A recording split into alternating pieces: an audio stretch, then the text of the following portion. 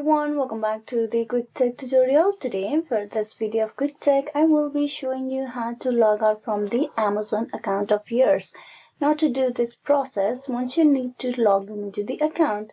So to do that, open a browser in your PC where you are logged in. On the search bar you type in primevideo.com and press enter. As you can see here in the Prime Video, I'm already logged in into my account of it.